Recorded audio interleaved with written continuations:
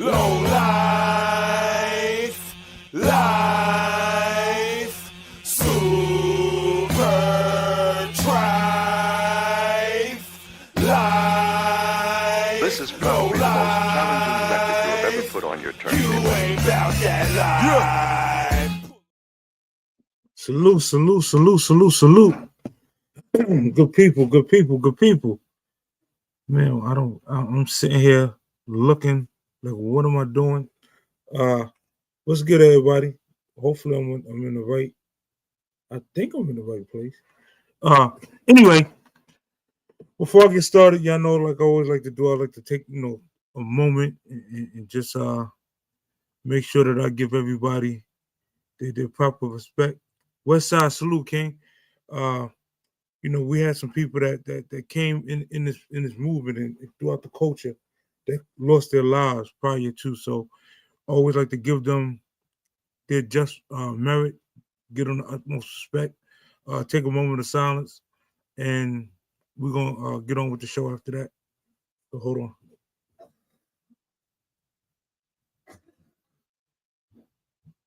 Salute, salute, salute. West Side, salute, King.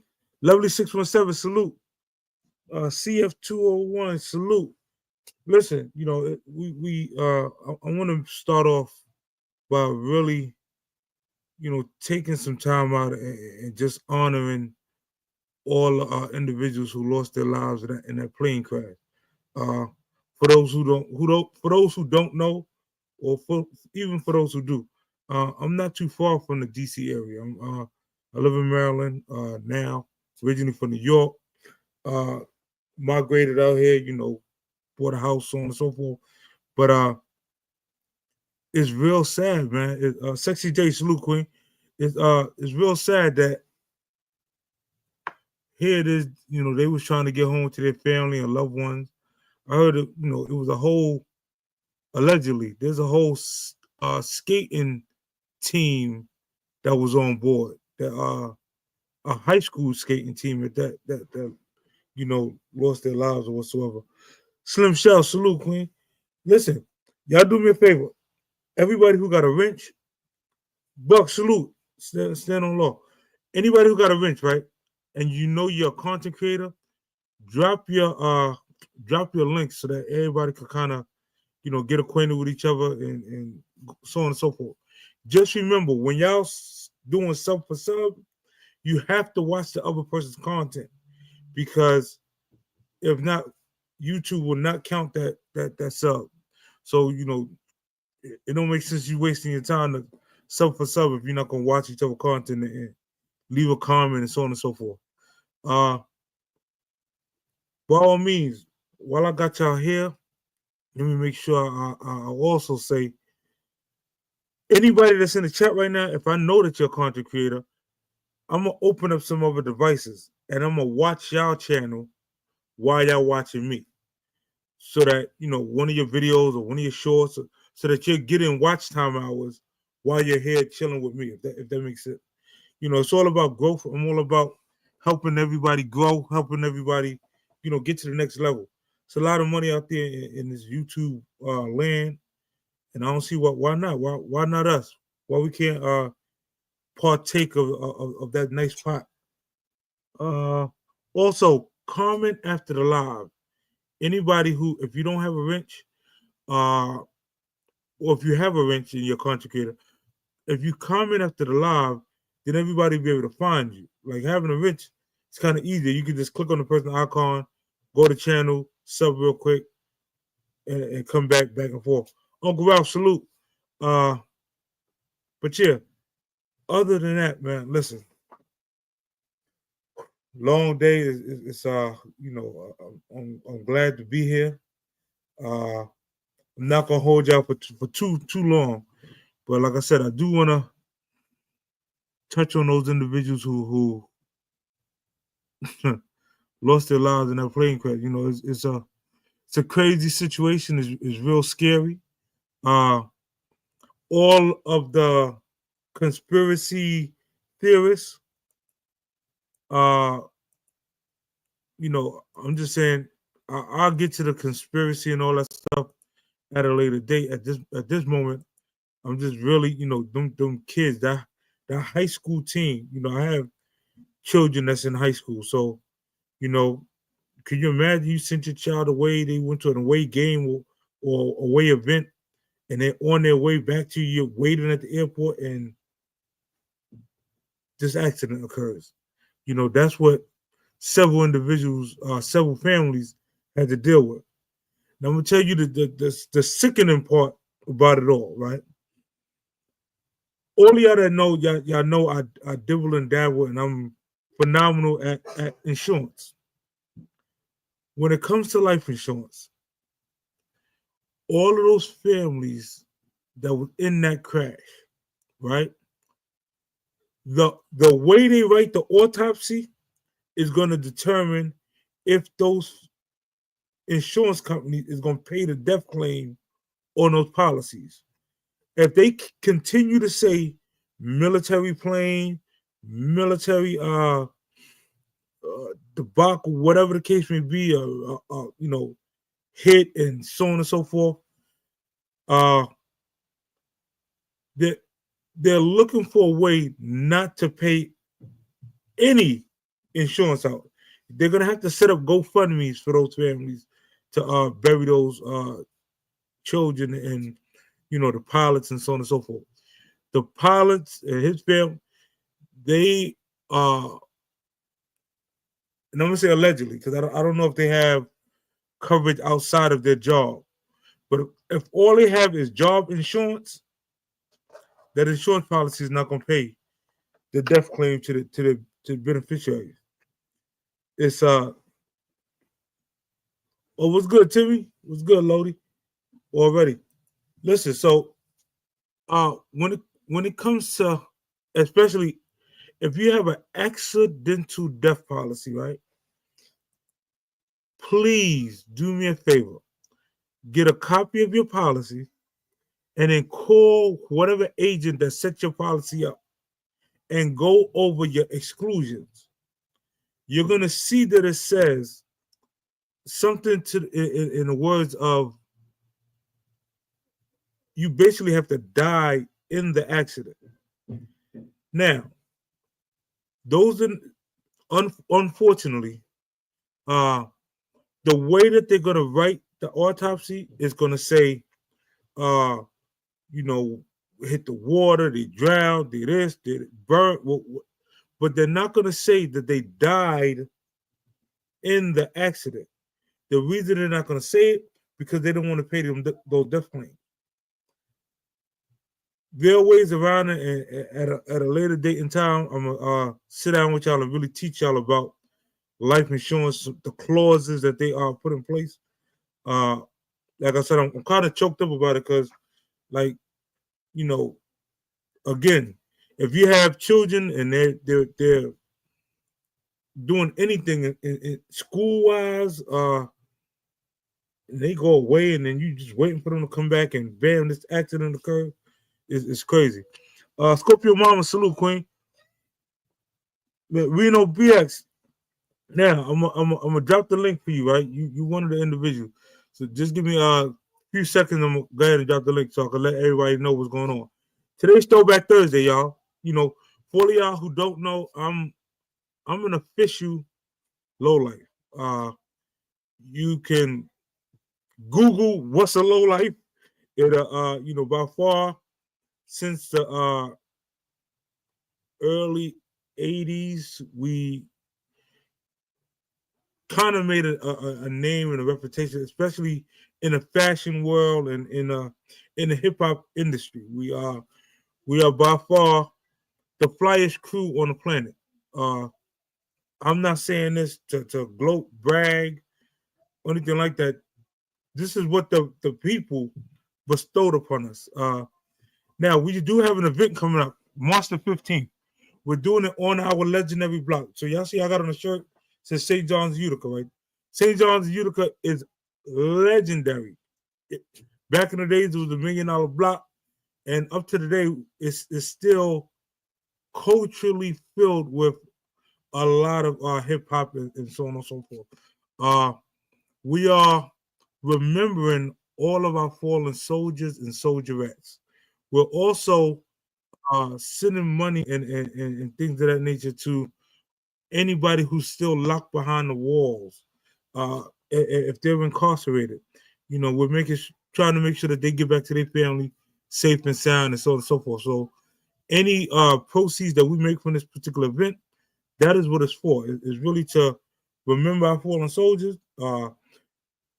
If I'm not mistaken, I do believe that we will be doing a balloon release. I'm not sure if we're going to do it in the back of the establishment or out the front. We're still working out the details, but I do, as far as things that I can guarantee, we will have people performing. One of the great brothers, he's in the building. I'm gonna drop the link for him to pull up. Let you get familiar with him, and so on and so forth. And we have a host of other not only rappers, we got some singers, and we got some dancers. We got a dance contest. The winner of the dance contest, it is monetary prizes. We're giving out cash money. Cash is king. You will win cash money if you win the dance contest. So buckle up. If you know you like that on the dance floor, enter. You might as well. You at a party, you might as well dance. And if you can get paid while you dance, go, let's make it happen. Uncle Nick, salute. What's up, kid? Yo, what's going on, Chip? How you feeling? How you living, man? Man. Listen, like I said, I was a little choked up because dealing with the kids and you hearing the accident and so on and so forth. Oh yeah. I didn't want to bring kind of like bad karma into the live, but at the same time, when things occur, we are first and foremost somebody who like to get the information to our listeners and so on and so forth, especially if it's involving breaking news, something of that magnitude. Benito, salute, King. Let me drop this link for yeah, because we got my boy CF and my boy Reno RX up in here. Okay. We can mod them up. You know what I'm saying? I'm gonna have to so they could drop their links and do I'm gonna go on the phone right now. Go ahead, just, introduce them. I dropped the link in the chat. Well, first up, we got my boy Reno RX. You know what I'm saying? Nigga Reno coming out of Queens doing his thing. He needs no introduction. You know what I'm saying? He's up to something, son. But I'm gonna pull my boy up right now. CF and Reno, they got the link right there in the chat. So if y'all just hit that link, boom, it'll pull you up to the show. Then I could get y'all on the stage. No doubt. And anybody that got any questions for Reno or CF, by far, if you want to come up and speak to them after they do they spill, great. If not, y'all could do it right from the chat. Y'all can oh shoot, where's this? Oh, it's right here. My bad, y'all. Let me turn my phone down so I could yeah, shout out to everybody in the chat. You got Scorpio Mama. Okay. We got the homeboy CF. I see he just pulled up. Yo, Reno, where you at, son?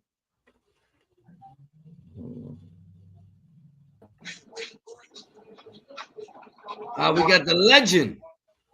What's good, legend? What's popping? Can you hear me? Yeah. We can hear you. Everything sounds nice and neat, son. What's good? What's going on? Yo. So this my man CF right here, the Puerto Rican Mike Tyson coming out of Jersey City, one of the illest spitters off the top of the dome. You know what I'm saying? My man will battle you, your mother, your brother, your sister, Jesus Christ, back to back, 20, 30 minutes, he got bars, son. That's a crazy introduction, you know what I'm saying? You have to live up to it, but I fuck with you, and you've always been putting it down from a lyrical standpoint. The brother Don Teak, who's a friend of the show, that's your bro. Y'all been doing y'all thing forever. He's doing his one too. I reached out to you to see if you were interested in performing and getting down. So I said, yo, this is how Chip wanted to put it together. Somebody got something going on in the background? That was me. I was giving them a wrench. So whenever you drop down, if you go back in the chat, you could drop your links, where people can find your music. you could promote, not only promote yourself, but promote anything that you particularly got going on.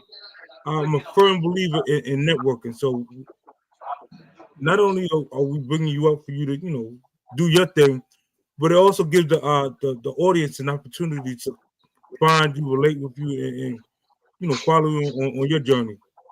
Yeah, I definitely appreciate that. I've seen the type of what the type of dialogue that y'all have on this platform. And it's like opening to a lot of artists and you like people to link with each other. I appreciate that coming from where I'm from. But I'll definitely, hit people with their links. So they can catch me CF201. Everything I got is CF201. That's a fact. Okay, that's what's up. Any you can go ahead. Now you must got two devices over right now, because Yeah. right I'm now about you to got say it sounds like you got some feedback going on. CF. On my side, Yeah, let me see. I don't know if you got. like two things are playing at once. I don't have. That's probably my headphones. Should I take off my headphones and just get on directly interface it with this app or what? I got to crack a joke. Did the headphones come from Timu? Ah! These are Samsung joints. Hey, the Timu, Let me see. the platform is allergic to You sound a Timu, little so better now, right, Chip? it give distortion whenever it detect like the Timu headphones. They Yeah, ain't yeah. gonna Nah, I got Timu ain't gonna rock. that ass. I got some Samsung joints. Oh, So no, I don't know. But how I sound now? Can y'all hear me now? Or it's still an issue? I think one of my good homies, because I'm in his crib and he was out here talking on the phone, so I don't know if that could have caused some Oh distortion or yeah, whatever. maybe that's what it was. Oh, okay. Yeah, because it sounded like two things were going on. But now pick it up, Yeah, son. You yeah, from yeah. Jersey City. You've been doing your Yeah, I'm 1-2, from Jersey holding it City. down. I've been rocking since like '94. You know what I'm saying? Started with me and my homie Saya. Got murdered in '99 and shit like that. Been on Bobito and Stretch. Been around the world with a Mortal Technique. Been on Team Westwood. Been on Hot 97. You know what I'm saying? We've been rocking for quite some time. Through my boy Don Tiku from Brownsville originally, like from the '90s. I think Ralph and Union or something. Oh, okay. So now I know who. No, well, not know you, but you were in the video with Don Teak, and y'all did a track together. Yeah, One of we the did tracks, a whole bunch of albums together with BMR, Billion Man Rebellion and shit like that. Like Don Cheek a real one. Don Cheek kind of, I don't know, he not original low life like you know what I'm saying? But he from no, that area in Don Teak Brownsville, I think official. that's around Don Teak is official. He's that's somebody. All right, so for those who don't know, we put on mixtapes. UWL, we ran a mixtape game for several years. So Don Teak, every time we put out a mixtape, he sent music over and so on and so forth. So we're very well acquainted with him, his music, his brothers, and the whole Jersey fam, and so on and so forth. That is somebody that, like I said, when we was getting it going, was one of the first ones to step up and say, "Listen, whatever y'all need, I got y'all." Uh, and like I said, fortunately, he can rap. To me, Nah, I like the he music the he God put out. MC. Shit. Yeah, That he's ass. definitely a spitter. I just see Reno BX, but guess Yeah, he it said the device wasn't connected, so I put it down and I just hit him and said, "Yo, reconnect again." So what happens is, whenever you put up on a platform, you have to give StreamYard permission to use your audio and your visual. If sometimes when that pop up, people be like, "Man, why I'm not giving up? I'm not giving my Yeah, visuals yeah. or information." If you don't, you're not gonna be able to get on. This is a streaming platform, so if they don't have permission to use your visuals or your audio, no way the audience will be able to see you. Yeah, a lot of people speculative when it comes to technology prying into their own shit. Cause through this phone shit, you can see everything. You know what I'm saying? These phones, that shit is all livelihoods and shit. It's like that's a Yeah, peek into our lives, source. But there gotta be some trust. That's why we live in the society that we are now, in order for us to communicate and exchange. So shit is bugged the fuck out nowadays. It's different. I come from the '90s where you couldn't trust anything. So devices would look like that Fed contraption. You get what I mean? So So let me I ask you a question: I would Are you understand. going to be able to come? Like, are you making it on March the 15th? To the town to come and rip the stage to, show out your skills. Like on Yeah, March dead 15th, ass. you will make it. On March 15th, I wish Dante was in around so we could both rock together. But on March 15th, I'm definitely gonna be there. I was invited by Uncle Nick, and Jersey City ain't really too far from New York or too far from Brooklyn. I'm only like 5 minutes from Manhattan type shit, so it's not a problem. Well, just know, now I'm gonna be honest, right? I ain't going front. Chip son got a crazy stage Listen, performance. I'm Like, gonna be honest, right? I it's gotta be energetic. honest with you. He rocks the crowd. He does his thing. I understand all that, but we have a tough crowd. There's a tough crowd when you come into New York and you come into the Mecca. Now you talking to a dude right now, Chip, that battled in front of the best. Name them, Nems, whatever you. This nigga done went on world tours and battled niggas on stage. He done been with the KRS Ones, with the Chino XLs, with the Immortal Technique. You talking to a real seasoned professional right here. He's a humble dude, but this motherfucker been getting it in around the world, signed the record labels. Like, this dude knows what it is, Chip. Okay, I gotta pick him up. With Yeah, with the utmost respect, right? I done seen you. I think on like 2 joints. Definitely with Don T. Made me pay attention. You did your thing. Matter of fact, he did. The song might be called Brooklyn. Like, I think he did the Brooklyn part. Oh yeah, I was repping Jersey. He was repping Brooklyn and shit like that. Yeah. So y'all That's on the album. We did an album together called Static Files and shit. Peace out, shout out to my man DJ Static all the way from up top from the X. He did all the production on that album and shit. Matter of fact, when we interviewed Don T, that was one of we opened with that track. So you got your shine, he got his shine, so on and so forth. Even though it's his interview, so he speak highly of you. He family, so now you family. That's how we rock. I mean, good luck. I've been rocking with T since 94 type shit. When he used to be signed to Epic Street and shit like that. So like we go back for it used to be 3 of us, but then one of our the homies got murdered and shit like that. So him and I got together. We became a crew called Billion Man Rebellion (BMR), and that's what we did we did a bunch of albums together.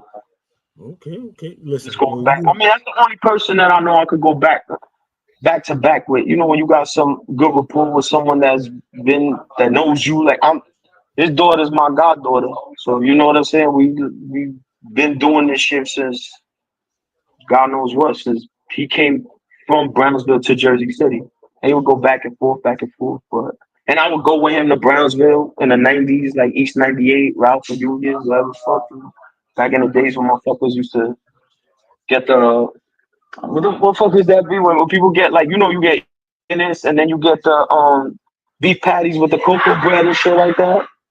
So it was like it was definitely like a vibe and shit. That was Brooklyn. That was the Brownsville of back then that I remember. Shit probably I don't know if shit changed now, but it is what it is.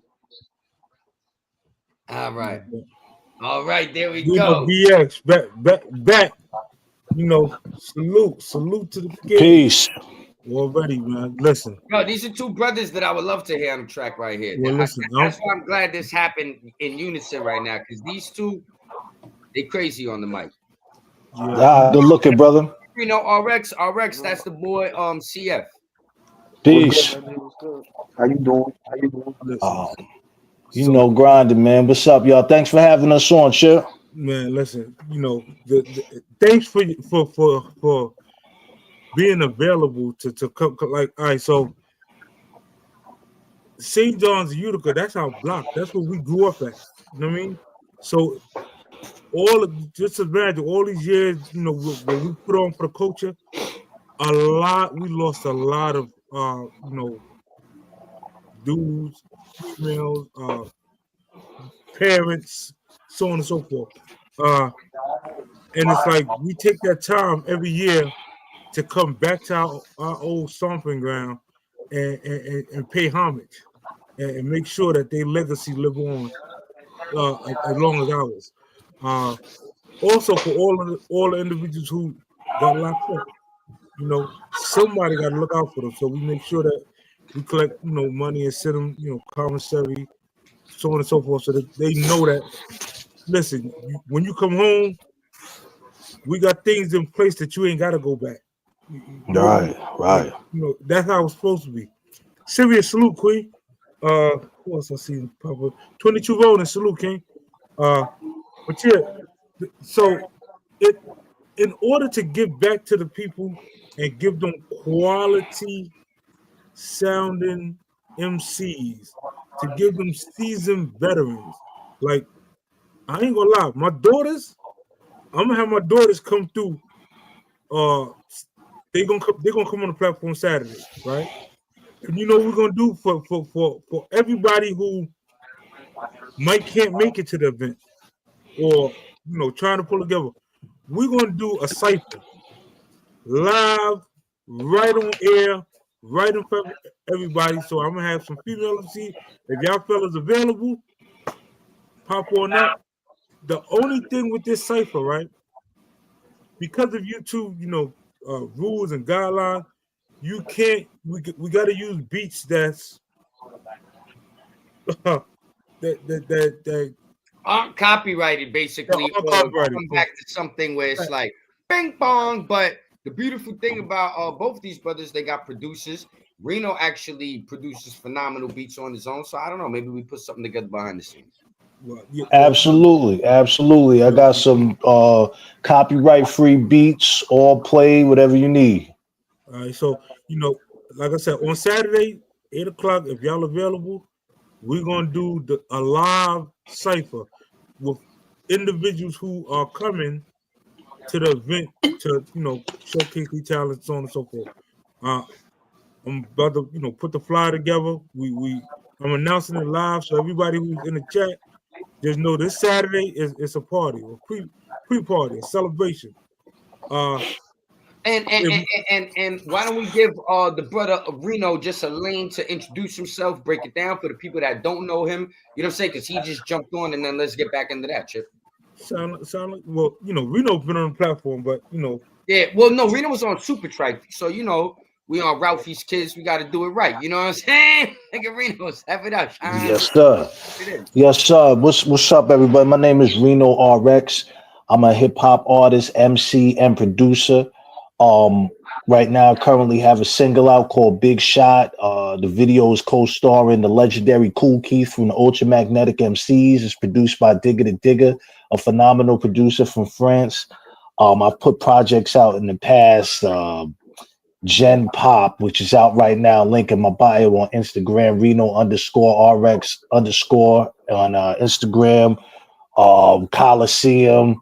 I've worked with Royal Flush, UFO Thieve. Too many people to name, man. Like Ito really put that work in. Got a project coming out soon. Me and Bad Lungs, man. I'm everywhere, man. I got about 10 projects coming out this year. Got some really dope interviews too. You can catch word on the street. Me and Uncle Nick. You know, we was chopping it up a few times. Phenomenal conversations. Go check that out. And I'm a father. I like the drop, son. I like that. Yeah. That's what's up. Shout out to fatherhood, man. Shout out to all the word. You know. Oh, and a husband, father and a husband. Listen, yeah. Shout out to Shout out to all, you know. Shout out to all the husbands out here that hold it down for the crap. Like, you know, when you are an entertainer, I know firsthand it is difficult to kind of entertain and then still have quality time with significant other. I ain't even gonna lie, even like for this live, it's like, you know, a lot of times it's like, well, damn, you're about to do another live? Like, when we gonna get some? So trying to decipher, and this is for any content creator, right?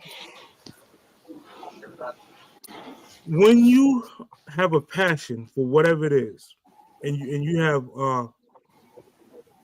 quote unquote a voice, you have a responsibility to your chat, but you damn sure have a responsibility to your house. So there's gonna be times where I might schedule live. If I don't pull up, y'all know, the powers to be, it wasn't meant that day. But for the most part, it's a team of us. So if I can't go live, one of the co-hosts or one of the other channel leaders will go ahead and take off and rock on and so on and so forth. Again, I'm super excited to be able to expose, my kids, my biological kids, to some real hip hop individuals. Like I consider y'all hip hop. You know what I mean? So Facts, yeah. to be able to have them,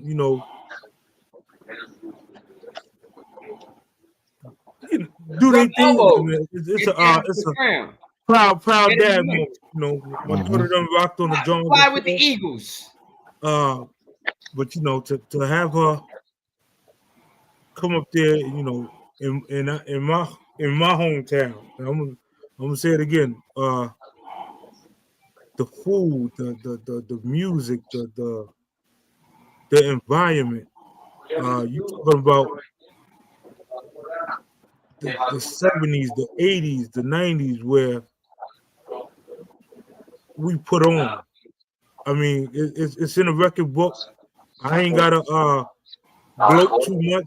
Y'all can just Google it. If you Google Low Life, Ralphie Kids, we was actually before Low Lives. We, merged together and became Low Lives later on down the line. But it's a lot of history here, man. It's by far there's no other crew, and I stamped this 1,000 times. There's no other crew on the planet as fly as we are, man. Speaking of flyness, we got these new hats. They are available. Limited edition. Let me make sure I say this with the utmost respect. It's a limited edition. I bought like 5 of them shits, Chip.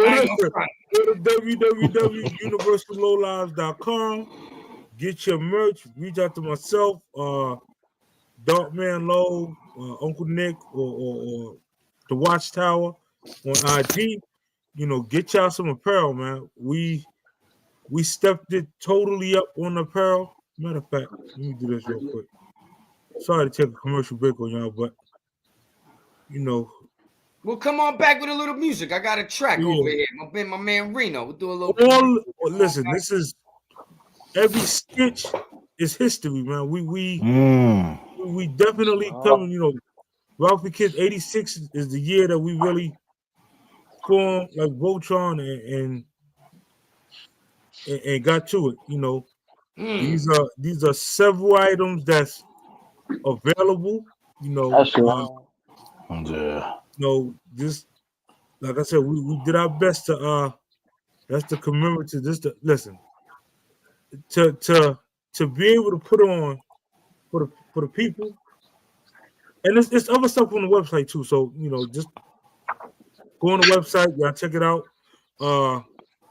There's some exclusives that's not on the site that will only be available.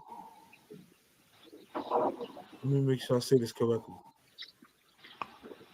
I'm gonna release it. I'm gonna release one item every live up until the event. One new item. So if you missed the live or whatsoever, you might have just missed your chance to pre-order that particular item. I'm gonna release a brand new item, custom made from scratch. I'm gonna release it every single live. I'm gonna release one new item. That's for all the individuals that really rock with us, that hold us down. While I'm up here, shout out to FB, man. Vertical Talk. Finally came home, did 16 straight, like a stand-up king that he is. He got his platform over there, rocking and rolling. Y'all check him out. Shout out to 050 The Movement. Shout out to Harlem Legend TV. Shout out to DJ Velo and the whole Mob Tie movement. Shout out to Bucks. Here another 050, but stand on low Buck. Shout out to Vic 22. That's the homie Lodies 2L. But yeah, let's get back. Let's get to some music. Let's let the people. Yo, that's Mama right there. Say what up, Mama. She over here.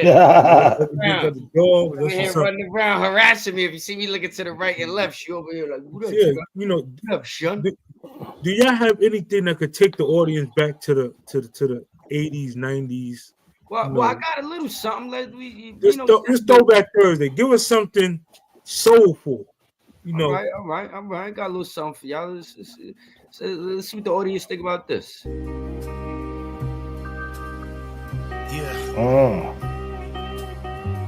Y'all did yourself with this one, digger. Let this shit breathe.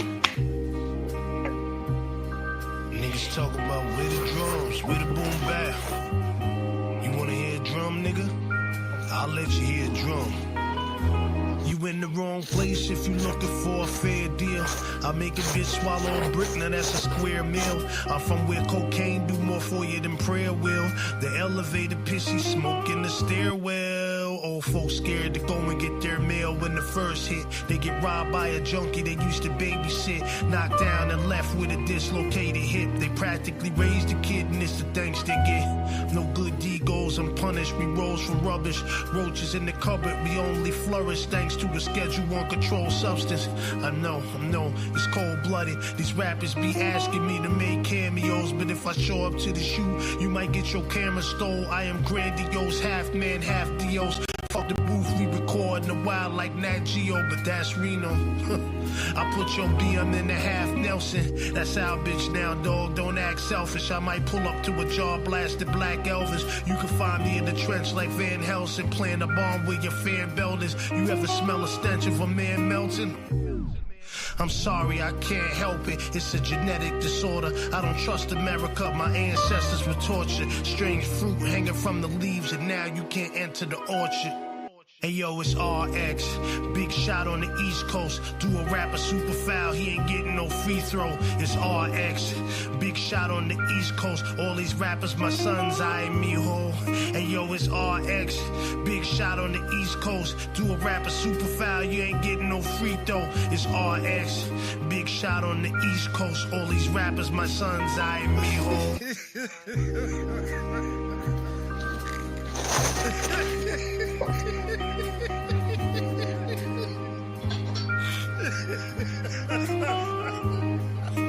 Yeah, man.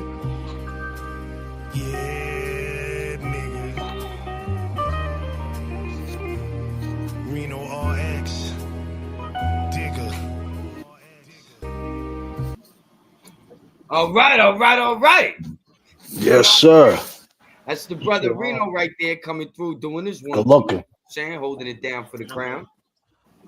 Yeah, that was real 80s and 90s shit right there. Because when I was coming up, I used to watch Ultramagnetics, the video when Kool Keith did the video for Papa Large, and the nigga was in a straight jacket going crazy. First of all, nobody ever used that flow before.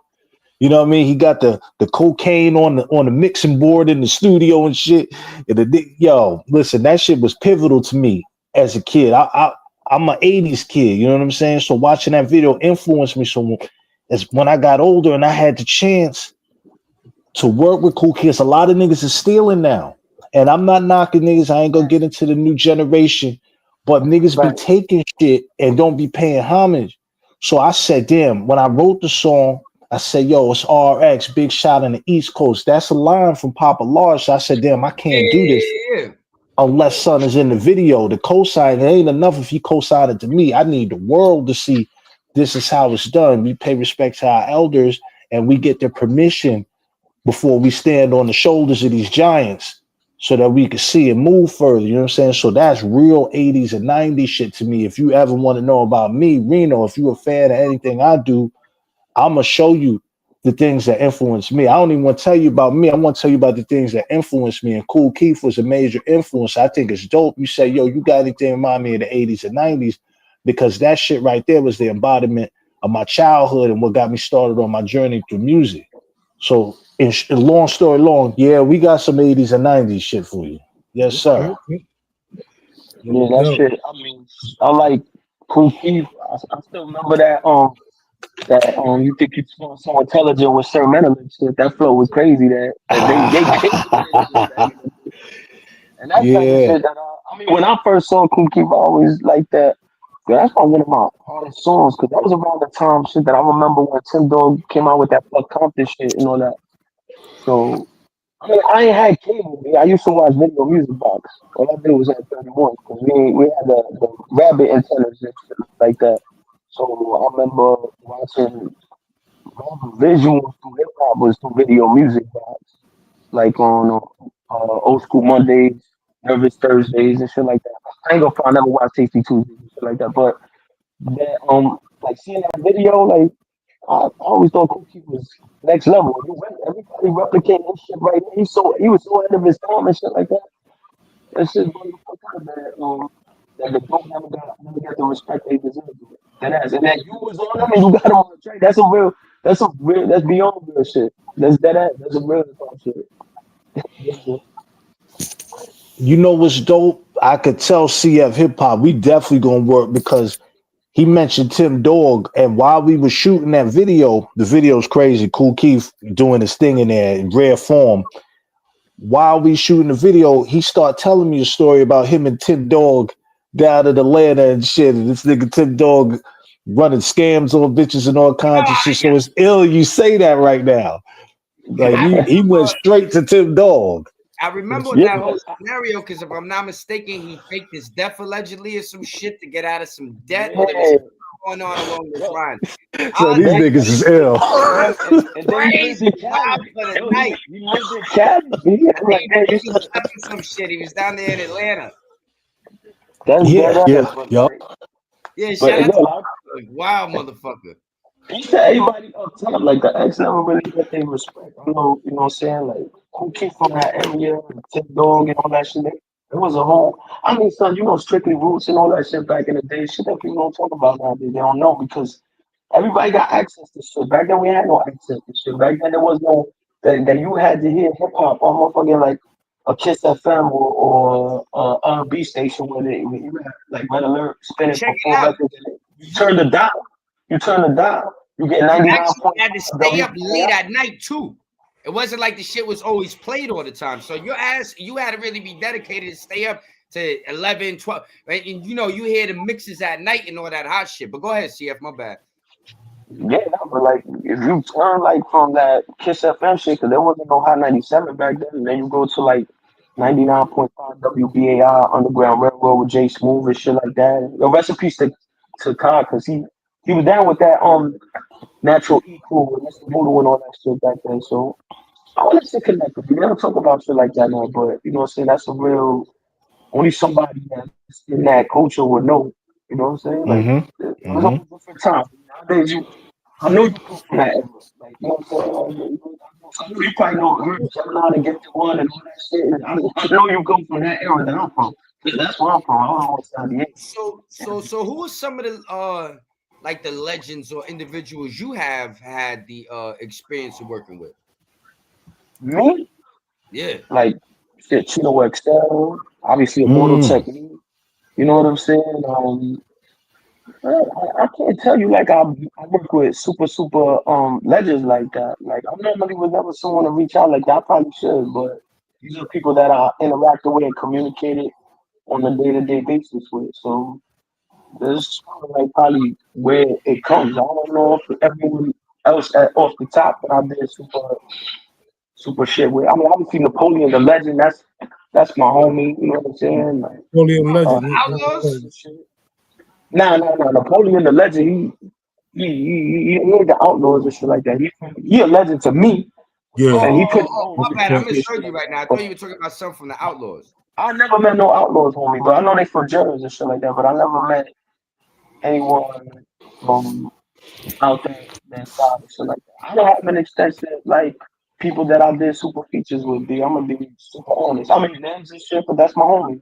These are just people spit I gems mean, and shit. Nems is a big time guy right now, doing this thing with the podcast and Nah, social that's media. my homie. Like I met Nems when shit when he was Murder Fest.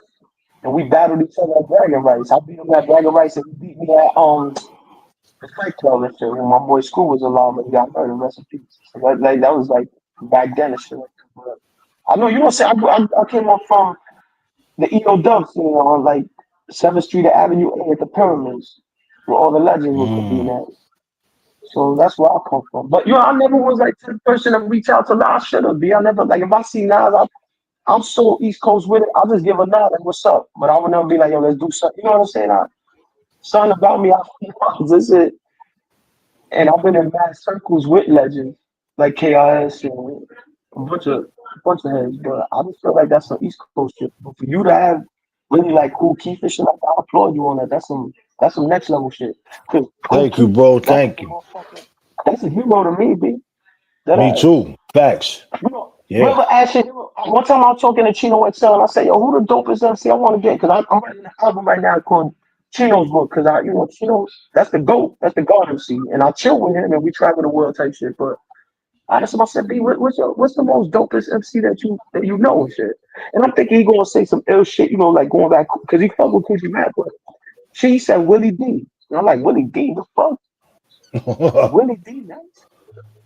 But I guess you know what I'm saying. Willie D probably is one of the dopest MC, and it Yo, made me shout put out it to to my Willie D, man. Willie D tried to fucking destroy my channel. He flagged me twice, yo. I would have got one more flag. Yo, God damn. Willie D was tight at me, man, from the Ghetto Boys, man. Yo, that's water under the bridge. But yo, it's funny you brought his name up because I I'm remember just saying, like, I like Uncle Nick.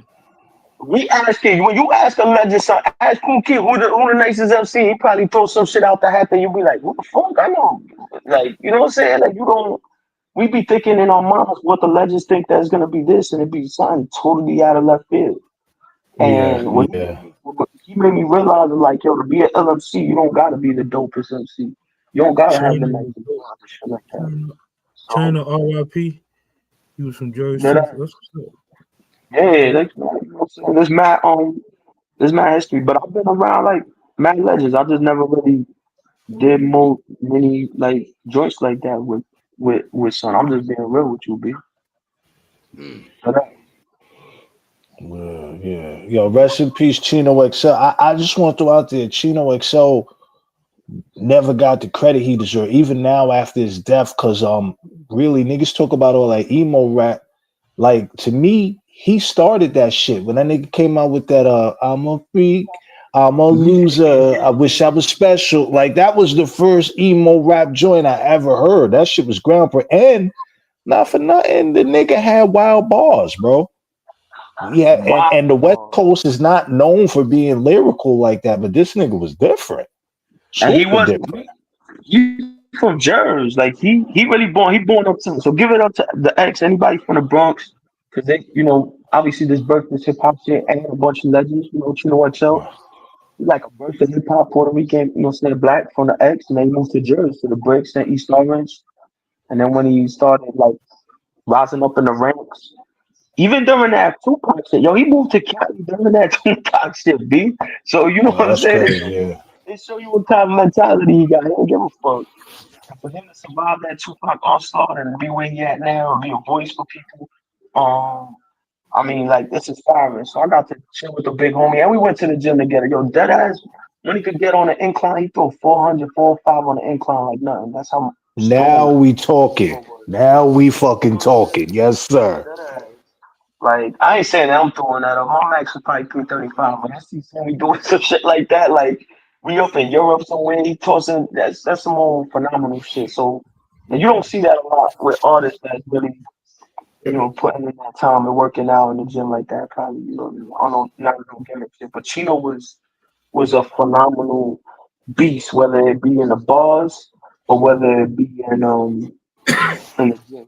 But I equally think that Kool Keith is the same. You know what I'm saying? To me, Kool Keith is up there with the homies too. Kool Keith a God MC to me. So Oh yeah, yeah, yeah, yeah, yeah. Both of them definitely legendary for sure. So like, you know, while we here, right? You know, I like to, you know, I like to make sure stir the pot a little bit. So, what is what would be the process of y'all two fellas jumping on the track and tearing it down and so on and so forth? Like, you know, I'm watching the vibe, right? And as far as hip hop chemistry, right? I done heard both of y'all. I mean, go bananas on songs. For the people, I would like you know, on Ralphie Kids to be the first to acknowledge, like, yo, we was there when they decided, you know, maybe behind the scenes, y'all get up and just do something crazy. That would be legendary for hip hop. Matter of fact, we request that. We the people need to hear the CF I'll definitely do it. Shit, we could do like what they that a remix to that Cool Keith and Sir Menelik shit. You think you smart, so intelligent. You try to replicate their style. That shit was a crazy ass unorthodox style that people don't, you know what I'm saying? They don't speak about. And people don't replicate. People don't do that shit nowadays the way they pull that shit off and shit. I mean, there was an essence going on that song, B. You know what I'm saying? Like that shit. I really think that both of you have enough originality, and Reno produces. Reno works like a maniac, and I know your work ethic too. You actually in the studio recording right now, and he's putting this album for Chino together as we speak, and you know he's doing this one too. So the brother's taking time out of his day to do this. You're taking time out of your day to do this. I understand your science and how you do things. So just with the hip hop knowledge, history, camaraderie, kind of just a little vibe right now, I see it easily happening because you both are motivated, you both work, you don't fuck around, but you both got something to say in your own way. But I think the styles are similar in a sense where y'all just be, you know what I mean, getting to it. Yeah, I mean, I feel the vibe. That song was dope as hell. You know what I'm saying? And that's like, good looking, man. That's my. I like that type of style. Like I'm from that era, that type of East Coast era. I know that shit is probably now popular. You know, motherfuckers from Arizona be trying to sound like people from out here. That's cool. That's what's up. You know what I'm saying? Like people from out here be trying to sound like people from over there. The internet done changed everything up. But I'm from that kind of style, like the vibes where shit is like the 70s and the talk, the everything landed. I mean, a big influence for me growing up, that ass was like, I ain't gonna front like Nas, I fuck with Coogee Rap, Redman. I'm from that era of and J. Rue the Damager too. I always like J. Rue the Damager. Oh hell yeah. That Sunrises in the East album was that's still shit. That shit still bump. It's like Hard to Earn from Google still bumping my in the whip too. Yeah, for me, I feel like we don't already.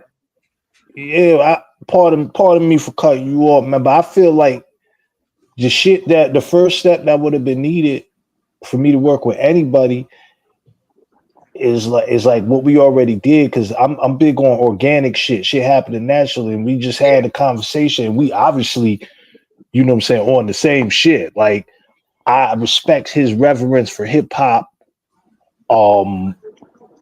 the way he talking, you know what I'm saying? Like this the type of shit I go for. I'm big on energy because you know I'm my own boss. CF is on board. We all our own bosses. We ain't got to do shit. So when the energy right and niggas build, that's what I go off of. The making the song is easy. Like when you're a hip hop artist and you really do it, that shit is like 2% of the business. It's nothing. You're supposed to be able to knock songs the fuck out the park. It's the rest of the shit, because I don't have no interest in like doing this shit for money. I do it because I love it. Like I just turned 44. I did my business shit first in life to make sure that I was good, so that when I went and did music, I didn't have to be a starving artist ass nigga, because you broke niggas don't have nothing nice to say ever. Yes, you know how it goes. And Nick, for real, Nick could tell you, Nick and me and Nick work junkies. You know what I'm saying? That's our bond right there. That the fact we feel bad if we don't work. You know what I'm saying? So there you go, son. Facts, right? We talk about feeling bad if we don't work. You know what I'm saying? Where it's like Yeah. I gotta get in. Like, nah, Nick, you know, you got it, and vice versa. Like, yo, Nick, I hit you in the second. I'm recording this right now. You good, bro?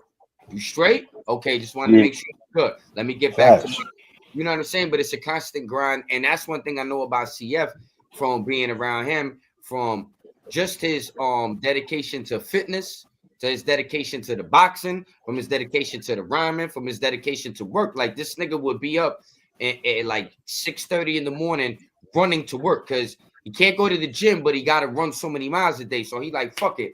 You know, I could catch the bus, but I'm a jog to work. And he doing like a motivational speech talking to you. It's like mad dark outside. It's brick, son. But he like, yo, you got to get it, son. Boop, boop, boop, pop, pop, pop. Like, you just notice certain little things about people and you like, yo, certain people are just built different when they turn in their head where they're like, I'm looking for reasons and excuses to not do things. What's the excuse today? Oh, it's a little cold or this or that. Nah, dudes get to it. So I know his work ethic is incredible on many fronts. And he's also a person that's seasoned in the mind where he studies. So y'all can talk about books. Y'all can talk about ancestry, history. Like, the brother's versed on many levels. And I know you're on the same tip. So it's like, you're right. Organically, this came together as a nice connection. Yeah, I mean, like, you know, everything you said is real. I'm definitely with it. I mean, when it comes to not working, like, you know, I get depressed if I don't put something in the pen. I could come off the top. I can freestyle pretty good and shit. But I came from a point where everyone had to be nice off the top. B. You remember that? You had to go, you can't spit balls back then if you wasn't nice off the top. And that's that whole, like, I'm Puerto Rican, so back in the days of PR, before this hip hop shit, I think a lot of Puerto Ricans, you know, we part of that. Even though I look white as fuck, we part of that African diaspora shit. No telling shit, no other shit. Just part of what that is. So that griot shit of rhyming on drums, we been did that in PR, just like they doing here. I mean, now it's hip hop, but it's obviously foundational Black American music, hip hop. But we Puerto Rican, we picked up on that. That essence is still there. You don't see that vibe, like, I see what you're doing. We do that in a different language type shit. And that griot shit from back in the villages that they with oral traditions, and we doing that shit right now when we have ciphers and shit like that. So, and that's and then living in New York, you know how that goes. Like, you can't be around big ass buildings and everything just robust and not want to get to the next level. Whatever. So I'm from Jersey City, where I'm at. I look outside my motherfucking window. I see the Freedom Tower. I could touch that shit, B. You can't be around some shit like that in the grand structures and not be like, damn, yo, you not want to rise to the occasions and reach them heights. Like that's crazy. You know I gotta kick some ass. I mean, that's what makes hip hop so beautiful in New York. Like, you mix that kind of African vibe and intensity and possibly rhythmic patterns, and then you mix New York City and you get some powerful shit, B, that people don't talk about. You know what I mean? That's why we got what we got now. This city is like the Death Star. That shit, you know, it's the gravitational pull is a motherfucker. But on top of it, the energy that it brings out, it breeds three different musical genres. You got bebop. I think bebop came from. I mean, but it was definitely Charlie Parker, Art Taylor, all them homies. They was out here doing their numbers. Miles Davis, they was out. This where they did their numbers at. Then you got that punk rock shit, and then you got hip hop. You know what I'm saying? This city is. And you know what's with the internet that you bring that up is that CBGB's, the punk rock spot, actually was one of the first places that was booking like hip hop acts, like where you could come in and perform and be like the punk rockers and like some hip hop shit. You know what I'm saying? Downtown and stuff like that. That's interesting. You bring that trilogy together. Yeah, because people don't know about that. Like, now everybody's discussing the origins of hip hop. Origins of hip hop is definitely Black American music. That's 100%. Because, you know, people been here so long, and the unique thing about Black American music is, unlike the rest of the diaspora, where everybody got drums, they may do with what they could and made something extremely unique and different. That's a phenomenon all around the world that can never be denied. You know what I'm saying? When people of the African diaspora come in here, they know because that rhythm is still there. There's that theme and shit like that. So, but I'm just saying, New York is a place where it just brings about a whole different groups of people. I mean, shit. Look at fucking Gangstar, yo. Who's from Boston, and Primo's from Texas. Texas, yeah. You know what I'm saying? But it took them So- coming to New York to get it popping. That's what That's I'm saying. right. Primo used to live in Queens. That's right. Yeah. See what I mean? So like, it's that they built that New York sound, but they're not from New York. You know what I mean? Like, that's Well, people New don't York know that. gives you the pulse. It gives you the energy. Like I was on the train earlier, right? We standing there 2, 3, 4, 5 fucking minutes. Eventually, I stick my head out. I'm like, yo, what the fuck is going on, son? Yo, no announcement, no nothing. Like what? All of a sudden, we'll be leaving. She makes the bing bong. Now we're getting the fuck out of here. Like New York makes you like, yo, I gotta make this happen right now, and I'm gonna take everything into my liberty, and I got the power, and I'm gonna force some shit. You know what I'm saying? Not that I That's made. what. I think That's New what. York is a beast that you gotta be strong, loud, proud, and you gotta just go for it. And that's what brings out that work ethic, that energy. You know what I'm saying? Because it's like you gotta keep being the killer. You gotta keep, because why not? There's too much stimulus out there not to. Like, it's crazy if someone from New York and they can't freestyle. Where you got all that data. Actually, we have over before the internet. There was data all over the streets. You get what I mean? Like, it was the internet in front of your face. So like, it's just but I'm definitely willing to like do so. I'm definitely vibing with the what's going on. I'm definitely fuck with your music and shit. Hopefully you get to hear my music. I did like Vice at versa. least Yeah. that ass. You said you Nah, doing like nine Nick. projects in 1 year. That's gangster. I did only 7 projects in like 2 years. Right now I'm on my next project right now, so I'm like 8 Nah, days that's in. great. That's great because you got to remember there's a nigga sitting around somewhere that ain't doing nothing. You know what I'm saying? I tell you the truth, man. You know, real quick before we go on to anything else, I just want to touch on something CF said. Number one, shout out to Jersey because they were very heavy influence on me as a youngin' too. We go back to 80s and 90s. We're talking Flavor Unit, Redman, Lords of the Underground, fucking the list goes on. Mad talent out there. Shakem. The artifacts. That ass. Yeah, yo, Tame one of my fucking heroes, bro. Like we ain't even gonna play. But one of the things that fucked me up is it's been a topic on a lot of things now. Like you said, hip hop is originally black music. I'm not with all that Puerto Rican black shit. Number one, I'm from Queens. You know what I'm saying? Puerto Ricans is black. Number one, y'all niggas like me. That's it. I don't know what else to say. I don't like all that shit niggas is doing in hip hop to separate it. Like who started it? Number one, I ain't never not had a Puerto Rican nigga by me next to me. You know what I'm saying? Never. My whole life. I'm hip hop from the womb. Yeah.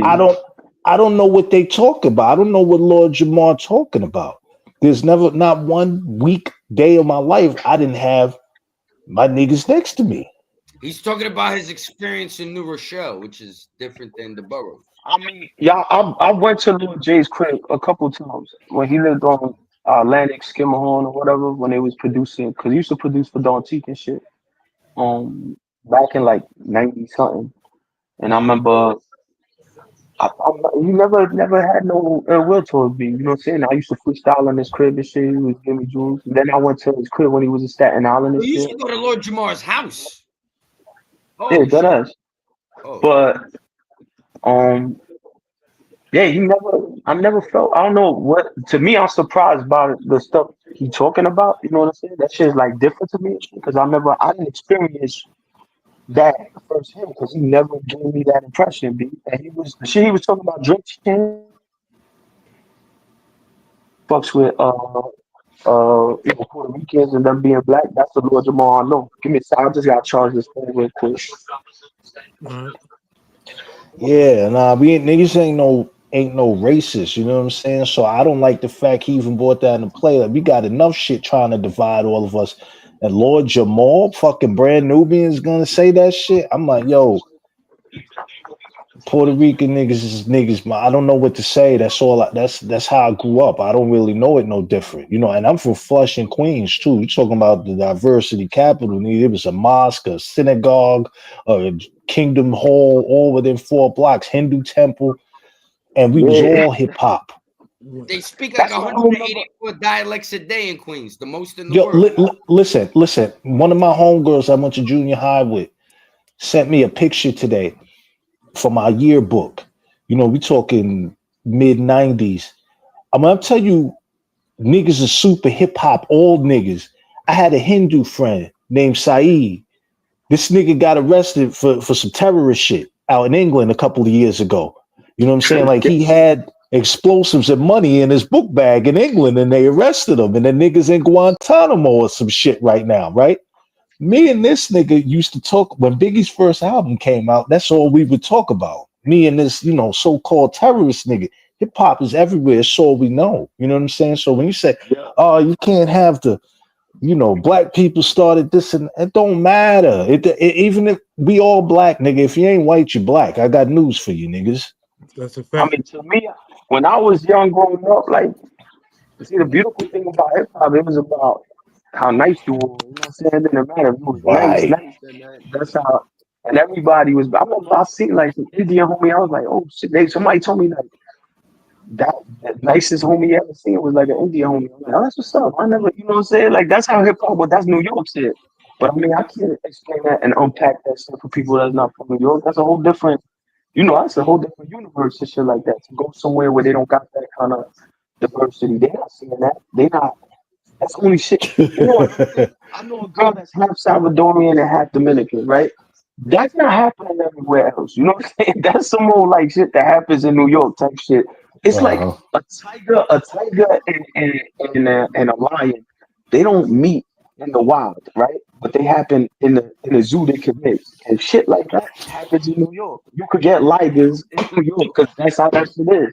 But how we explain that shit? You can't be because everybody got the internet done changed everything out. You and I know because we experienced that type of intimate hip hop type shit where you directly was dealing with ciphers when ciphers was not even a thing. You know what I'm saying? You know there was no ciphers in the other place. They just jumped on that shit way later.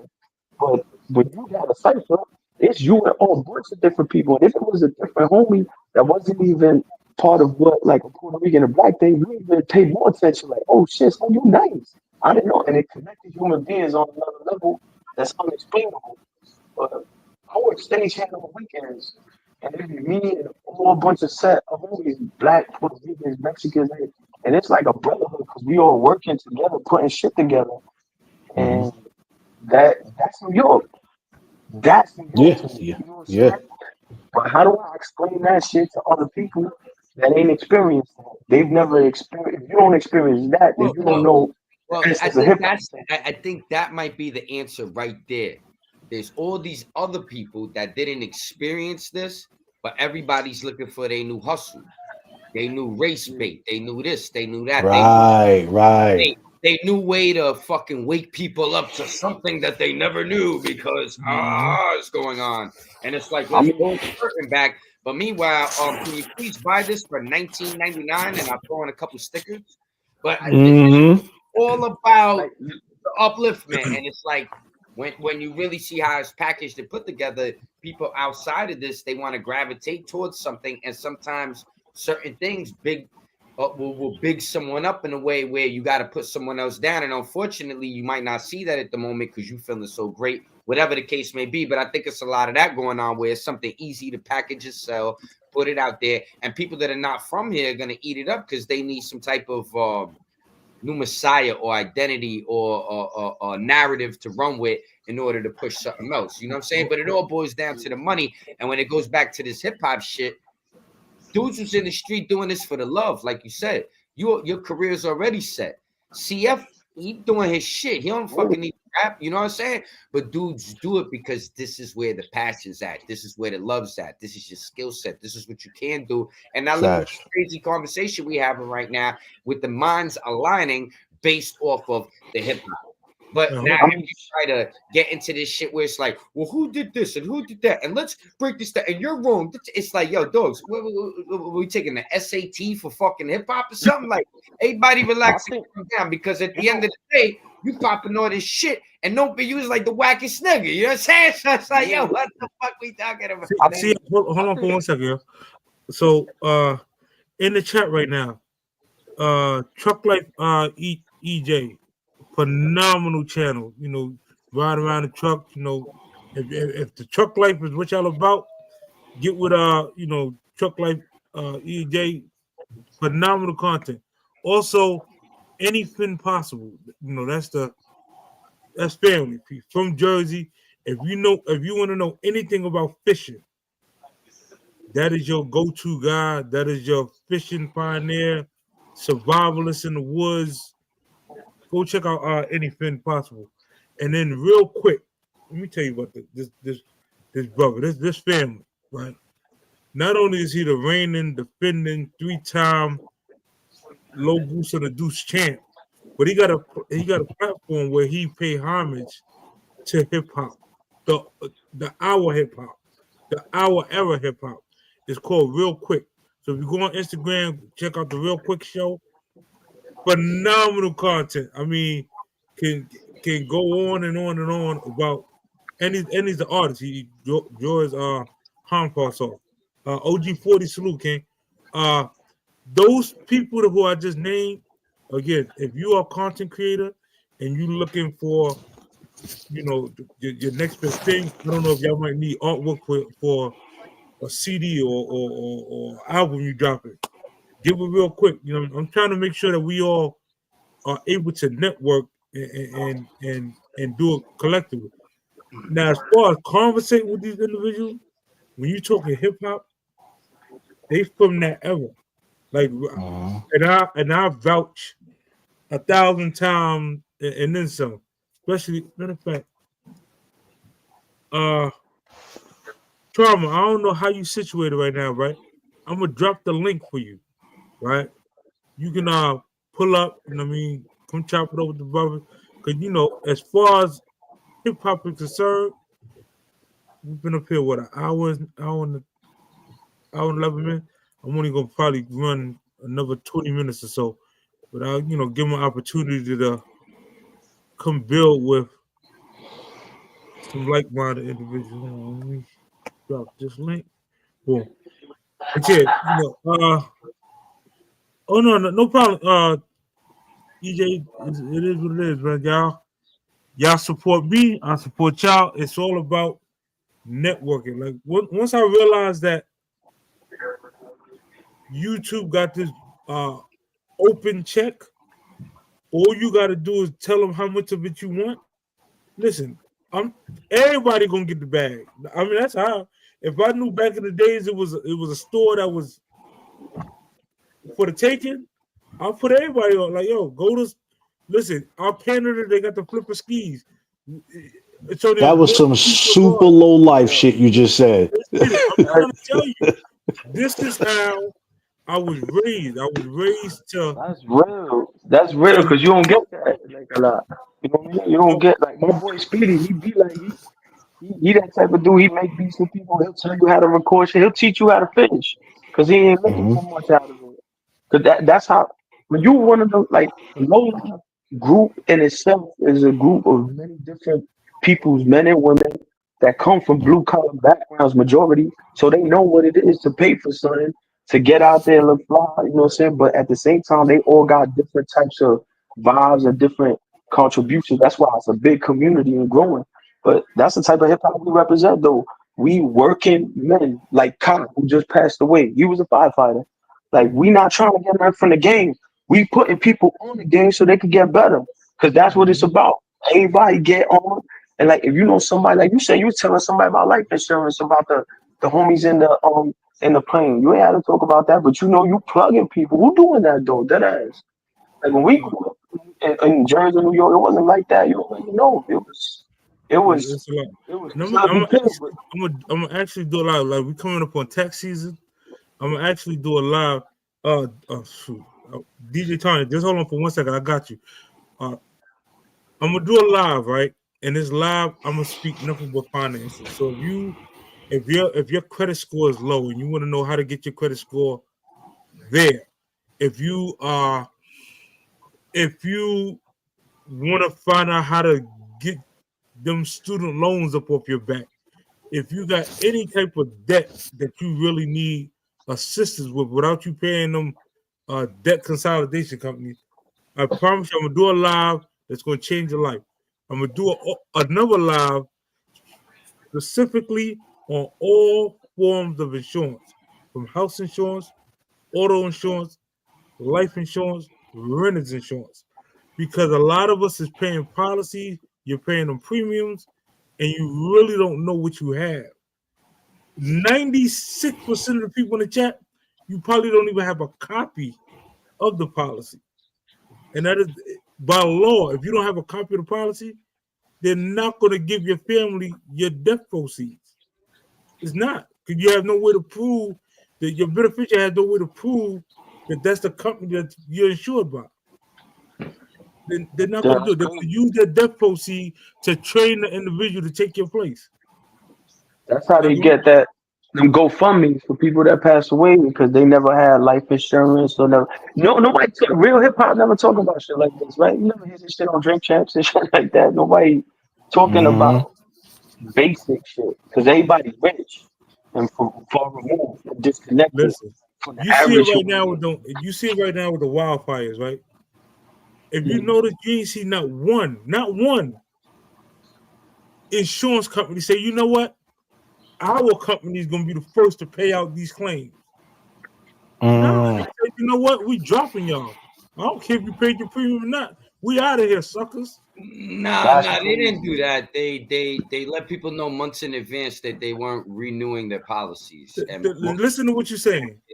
You've been paying insurance premiums for umpteen years, and now all of a sudden they're saying we're going to honor this until this date. After this date, we're not honoring it anymore because California has decided, because insurance companies, like you say, want to minimize things. So if there is maximum risk, we're reaching out to the state. The state's not cooperating. We know this shit's going to go down and we're going to have to pay out the fucking wazoo. We're letting you know right now. Trump talked about this about 2-3 years ago because he compared Finland and other states, other places out in Europe that are very dense with forest and how they prevent forest fires. And it's getting the brush out of there, clearing the ground. There's a lot of things that go into this. So when you allow a situation to reach critical mass, I can't insure this anymore because you're not doing anything to prevent the maximum damage. So when those insurance companies said, hey, we're backing off, that should have been a clear indicator to California that we need to do something for the people in our state, because the insurance companies are not the big bad guy that are evil. We're the ones making this difficult, not working with the insurance companies, and they got a fucking fish that they need to preserve. There's no water in the fire hydrants. They're not taking care of the forest. They're allowing things to get out of whack.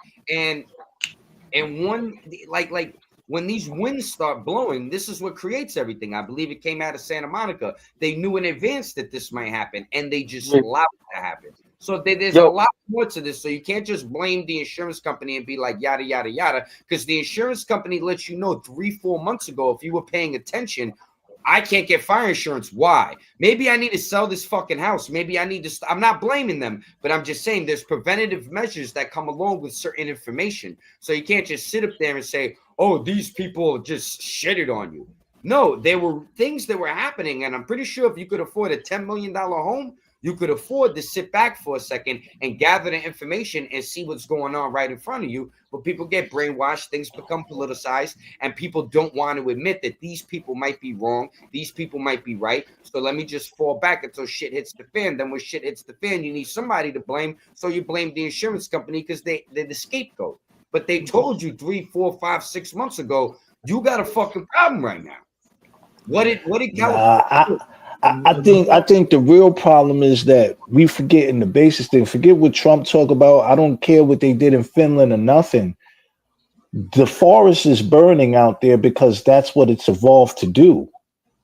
That's just what the forest does. Like it's built for that fire over millions of years. That's what it's evolved to do. So when you say it ain't about the insurance companies or nothing, the only way to not have these fires is to knock all the fucking forests down. And if you do that, you know what's going to happen. That you just made. So now there's a difference, like I said, between minimalizing something and maximizing something. Right. So will you have forest fires? Yes. Will they burn down thousands of homes? Potentially, no.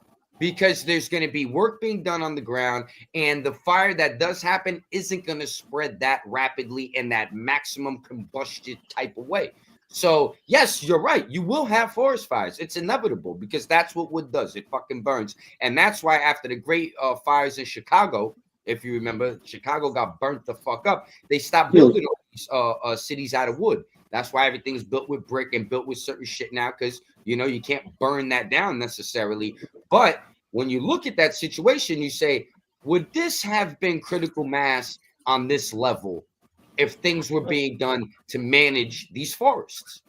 Yo, can I Maybe- I remember, like, because I went to Cali. I mean, I've been to Cali mad times, but I remember one time I went to this spot called, was it Ashland, Oregon, or some shit like that? Literally, they call it Ashland because the shit was on fire. Because this was at a time in 2000, I think 2017 or 18. It was mass fires going on in that area. So, like, insurance companies know what they're dealing with in California, and then there was obviously many things about a drought being in Cali. So you know the combination of drought, forest, heat is gonna lead to exactly what it led to. So, but interested that Once they realize that the reserves for the fire hydrants can only cover this much of a fire and square footage, and then water isn't being released, and it's gonna stop. Trust me, because you're dealing with billions of dollars here. They have people out here evaluating all this shit, and somebody's coming back scratching their head saying they're trying to save a fish. What the? And they're like, you know what? What are we supposed to do at this point? And that was the hard lesson. No, Yo, that's crazy. That's dealing with fires, right? I'm talking about all in all, any natural disaster you see. So when you look at 9/11, name a family that got paid off insurance of 9/11. But you're broad stroking now. We have to stay focused. You're going to go into suicide. Nobody committed suicide over here. This was something. Listen to what I'm saying. Well, no. I'm talking about. I'll tell you why this is different. Give me a second. Because if people knew 3, 4, 5 months in advance that the fucking tower was going to get hit, guess what? They wouldn't have went to work that day. People knew 3, 4, 5 months in advance that there was a capability that this would go down. These are two different situations. I get where you're going. I'm speaking of any natural disaster. Yeah. Anytime you have clauses. And get to another. Because now it's a different type of natural disaster. You know when something's listen to going what to I'm happen. saying. Like you see when they have evacuations, they have the emergency clauses that they put in your evacuate policy. people. Hold on, Chip. Let me finish. They evacuate people for a reason, right? And they do it in advance, right? To minimize the damage. There was no evacuation at 9/11. That was an outlier. So you can't take 9/11 and tie it into every other natural disaster and make it fit. If I go on your route, so insurance companies should have paid. About the fires. Let's stick to that. So this is what I'm saying. So the way you're explaining it, an insurance company should have paid then. If you're paying your premiums on time, and you're saying it was suicide. That's why they didn't pay. No. Suicide is covered after 2 years. It's in your policy. But you're saying that they didn't pay that out. So they didn't have suicide insurance because they didn't think they were jumping from the 94, from the 104. Suicide. They didn't pay because they considered an act of terror. That's why they didn't pay. An act of terror and what? Now, hold on. The other clause that's in your policy is natural disaster.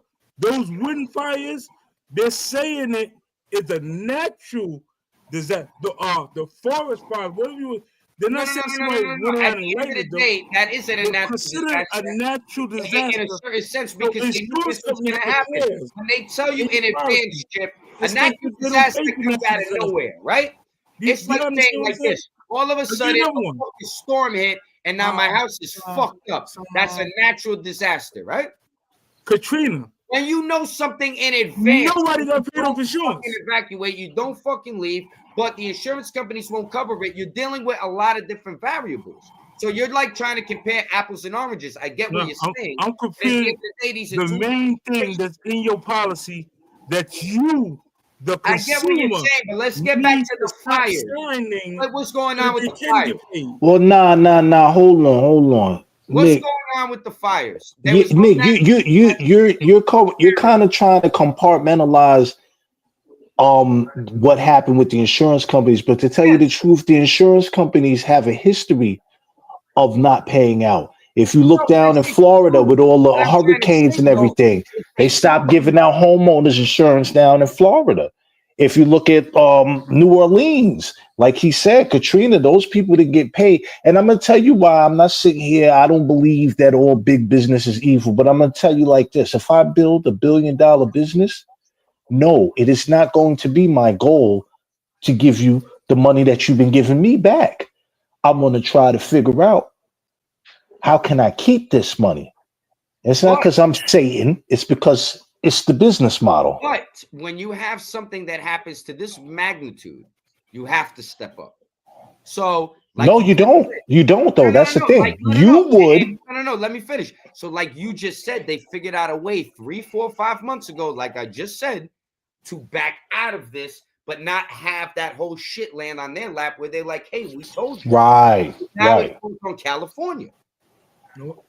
Because all California knew, because when they canceled the insurance, California sent them a new state insurance that increased their monthly insurance or yearly insurance by 400%. So if you were paying $4,500 a year for insurance, now your insurance was boosted to $18,000.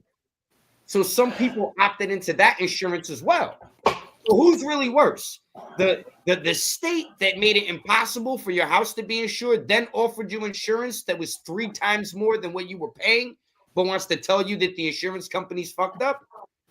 But Nick, I want to know something. Like, isn't California by itself is like the 5th largest economy? Hold on. Right? Yeah, So that's not too nice, right, Reno? I'm asking, but Nick, California itself is the 5th by itself. It's like has the 5th largest economy in the world. Like, how the fuck don't they have monies for this kind of situation? Like, you know what I'm saying? Like, there's major industries that go out it's there. not about not having money. It's where is the money going? That's a beautiful question. But now that's the question we're coming down to. Because you have a state like California, large entertainment sector, large agricultural sector, God knows many other facets in itself that could be a standalone country that can compete with other countries that are first world powers. How the fuck they not getting that money allocated and resources to help those people out in that small region? Because it's not happening all throughout California. It's within that given region wherever that fire occurred and shit like that. I just think that's fucking beyond me, basically. But you got to think about it though. Any business model, I don't care what business you in. Let's think about it like a casino. You come to my casino, my job is to provide a place for you to gamble. You win a big ass amount of money. Now my job is to get you to give that money back. No business model, it's always house rules, and no business model is about, they tell you, here's the rules, so this X, Y, and Z happens, we're going to give you money back, and that's why you've been paying into the policy. But it's never that black and white. We don't want to give you your money back. The casino don't want to give you your money back. The insurance company don't want to give you money back. Niggerino don't want to give you your money back. None of that. I just keeping it real. I don't think they're evil, but I think like, if I said, CF, let's put this album out, let's get it. And then if CF come to me and say, a few people didn't like the album, let's give them their money back. I'm going to say, fuck them.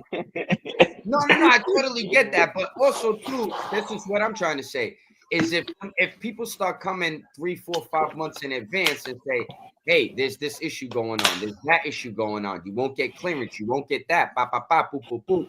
Are you even going to put that album out? Or are you going to pump your brakes and fix that behind the scenes and then say, okay, we got this window to adjust things and figure out where we're going from here. But then someone else swoops in and says, nah, nigga, Reno, we're going to do this, but we're going to charge you 3 times more. Now that's pretty crazy. Like, remember it's like, you know what? To clear the samples, it's going to be 50,000.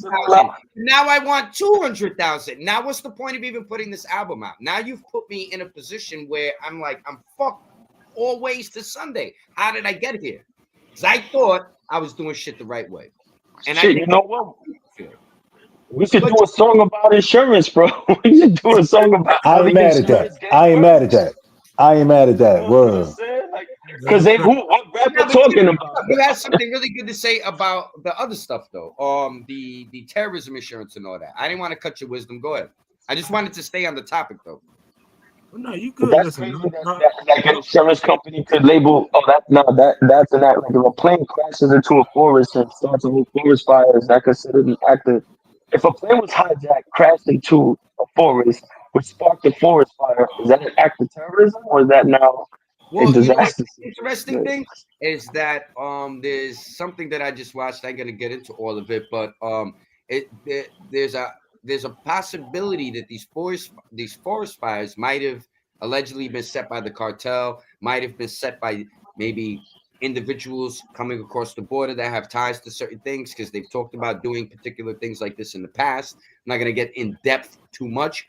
But it's funny you say that because this could be an act of terrorism. That's why, in my mind, I was trying to segue back into what Chip was talking about to bring this back because the conversation is full circle. I weave in and out, but Uncle Nick makes sense. So pick it up on the act of terrorism. Well, you know what though? I just want to point something out. So you said the people that get paid from 9/11 because it was an act of terrorism, but there were some people who got paid by the insurance companies during 9/11. This is what I'm Larry saying. Silverstein. Listen to what I'm saying. Some people in your policy, right? And you know what insurance he had? I can't specifically say He had terrorism insurance. Insurance. Larry Specific Silverstein insurance had company terrorism name. insurance. Yeah. But some policy, some of the companies, the person set the agent when they set you up for the policy, they are not reading you your exclusions and you're signing basically your right away.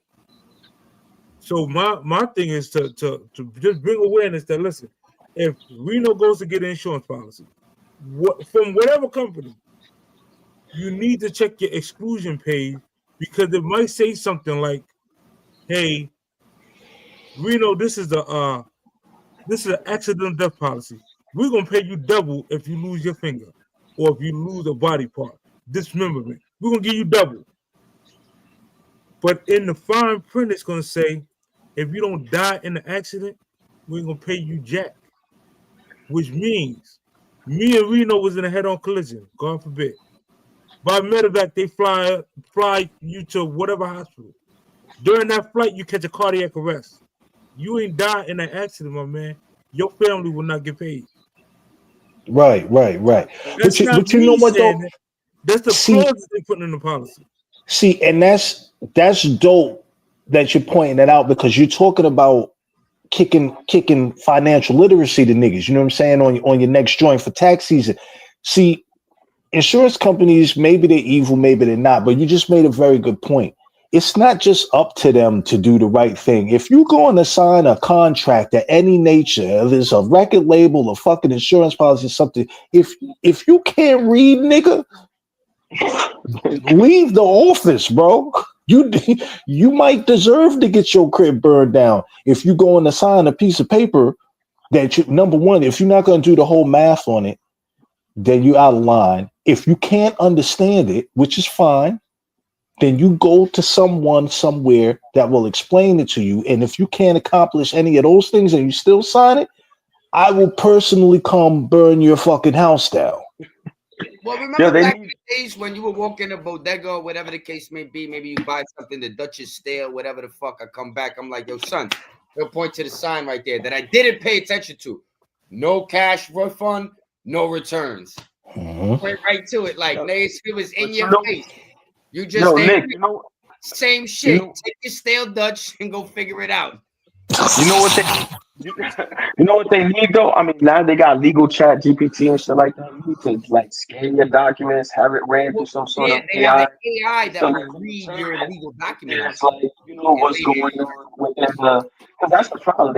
I know I work for the registered office at Hudson County. We process mortgages and titles, and there's always I have to look for legal languages and shit, trying to find out like if this is it and this individual is indeed the property owner, and there's all this other type of literature and jargon that you gotta sift through, shit like that. And they purposely do that shit to people though. Right. How many times you see a person do a whole rhyme and he just put in a bunch of filler bars throwing you the fuck up till you get to the actual, you know what I'm saying, the punchline somewhere and shit like that. So you know what I'm saying? I remember when I was younger, somebody said, do you know what the word prejudice means, Nick? And I say, yeah, when somebody's prejudiced to you, they don't like you based on woo, woo. Yeah. He said, well, you know, there's different type of prejudice, Nick. And I said, what you mean? And I think Chip might know what I mean, so I'll let Chip pick it up. When you go to court, different type of prejudice. Let him know, Chip. There's a lot of different type of prejudice, but we've been up here an hour Legally. and a half. I Well, love you you can fellas. either sue someone with prejudice or without prejudice. Yeah, you And that will make the fucking world of a difference with you in your life based on things. So when he's talking about, we'll end it there. Language is very important. Understanding Right. terminology and all that type of stuff. Because you think you get sued with prejudice or without prejudice. You are prejudice. There needs to be a papoose law library down for like insurance and all this other shit. Like they definitely should be Oh, remember that song? Shout out to Papoose. It definitely needs to be, because you know, at the end of the day, full coverage ain't full coverage. I won't elaborate on the full coverage ain't full coverage. You can't tell me pay this much extra for full coverage, but yet all these exclusions is in the policy as well. It's like those medicines you see on TV. Like, yo, if you got sinuses, yo, fuck with us, but you'll have nausea, vomiting, your eyes will pop out, your fingernails are gonna fall off, your teeth will be all fucking green. You know what I'm saying? What? Might as well die. Running around like in a field and shit with a fucking cartoon with a dog, and you're like, oh, this is so fucking nice. You know what I'm saying? And then top it off, you'll fucking die broke too. We'll make sure of it. You know what I'm saying? But just come get this sinus medicine. It's like that type of shit. You know what I mean? Yeah. If y'all fellas free Saturday, like I said, we're gonna have the cipher. I'll reach out to Reno. I'll see if he you know, like you said, he's got some production. I'll see what you know, CF got going on. And it would be dope, man, to see your daughters come up here and do they want to. Yeah, you know? they coming. I'll go let you know they coming full swing. You know. So they like a group or they rhyme separately? Like, how does it go? They got a little group, or you know, let me not downplay. They have a group. But now they do their thing individually, but they are part of a group. So the group is so called, they don't have a group, but it's a larger group. YDH, Young Dedicated Hustlers. And it's, you know, they as far as being on a track with each other, they're not on no tracks with you. They solo artists, they do their own thing. They're still learning. They're the young Wu-Tang. Bar for bar, you know, I'll put them up against some of the individuals that's out here in today's society in hip hop by far. And you know, I'm gonna let y'all fellas, you know, hear and critique and do those type of things. But yeah, they gonna come do their thing. That's Plus, a you know, thing. this is a party that we're having. You know, I don't want to have 100,000 polo dudes standing there looking at each other. So we need female presence. So I'm gonna have some female artists and female dancers and things of that nature. I just want to say real quick, I love my wife. Thank you. I just want to throw that out there. I got to start the disclaimer now, and you know it'll grow gradually. Yeah. I don't want any trouble. That's what I mean. There you go. That's the fine print they were talking about. Yeah. Talk about it, son. That's a fine print right there. Yeah, this nigga almost made me spit my water out, bro.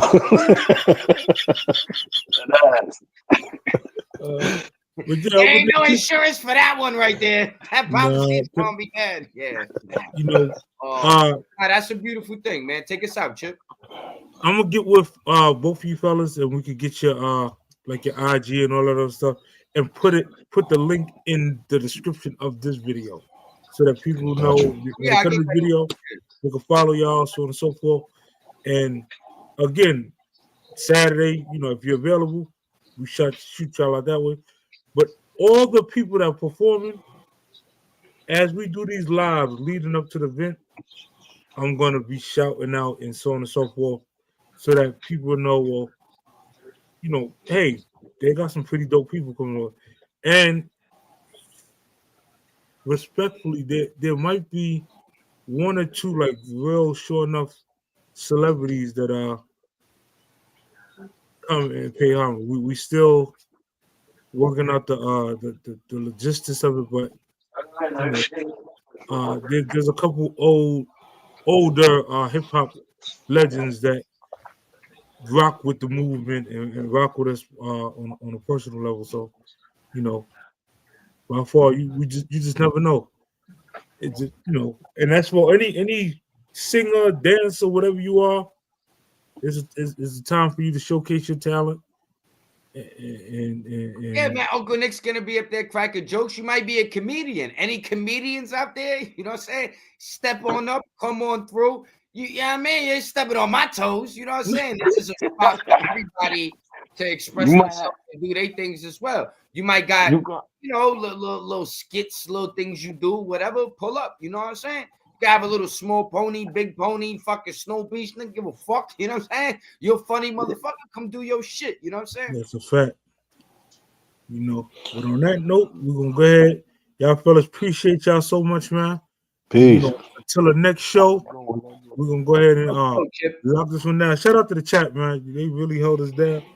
And I appreciate to you because earlier you were saying too, you know, people with the families and the wife and the kids, and you're a granddaddy too, and everything. You know what I mean? Taking the time to sit up here with the brothers and you know, grind it out.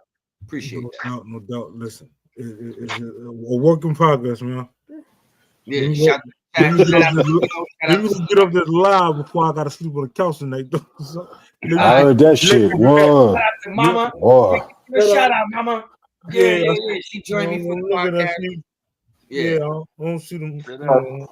Yeah, but on that note, we're gonna go ahead and live life, love life, and all that other good stuff, man. And I'll catch y'all on the next live, man. Salute. All right, peace.